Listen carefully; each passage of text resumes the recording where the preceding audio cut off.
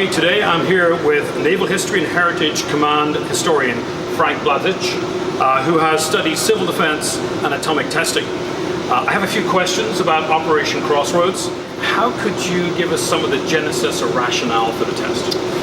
Crossroads really comes about following the dropping of the atomic bomb on Hiroshima on 6 August 45 and Nagasaki on 9 August 45, that the public and the military recognized the atomic effort as an Army-led project under the Manhattan Project with Major General Leslie R. Groves.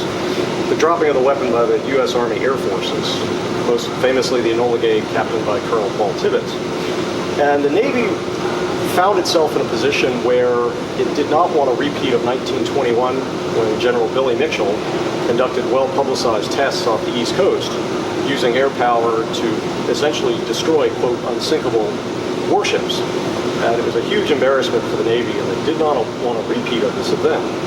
So on August 16th, 1945, Lewis L. Strauss, who's an aide to the Secretary of the Navy, James Forrestal, proposed that the Navy should conduct atomic tests against warships, ostensibly to study blast effect, but more importantly, to essentially mitigate against possible slashing to Navy appropriations for post-war fleets.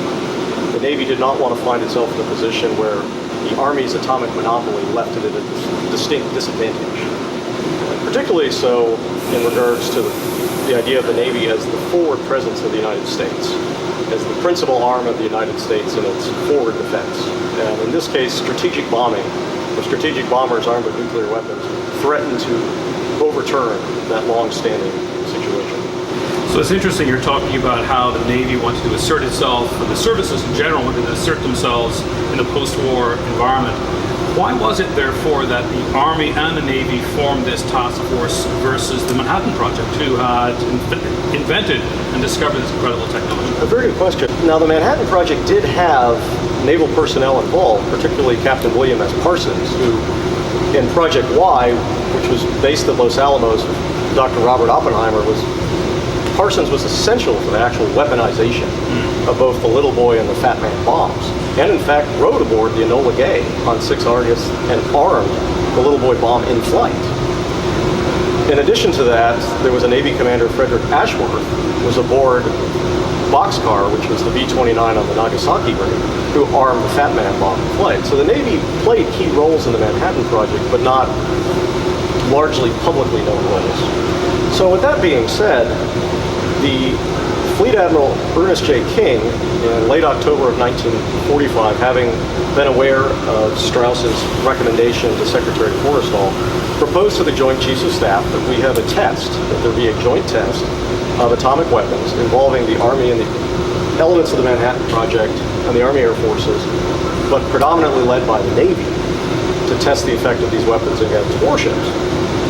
The Joint Chiefs of Staff heard out Admiral King's recommendations and decided to set up a subcommittee, a joint Army-Navy subcommittee led by Major General Groves, to kind of oversee the feasibility of conducting such tests.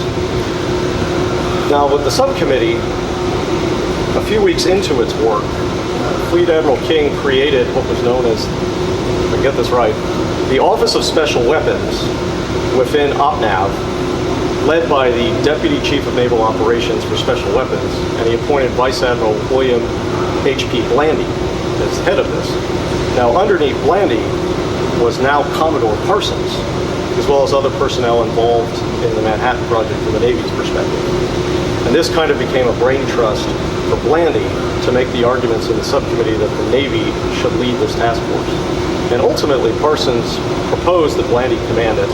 Groves was opposed to it, but the Joint Chiefs of Staff agreed that the Navy should command the task force as it constituted the majority of the personnel. There were about 42,000 people involved in Crossroads. About 38,000 were naval personnel. And since the Navy would be contributing not only the target ships, but the support ships and a lot of the muscle, so to speak, to set up this massive test, it made sense to put a naval officer in command.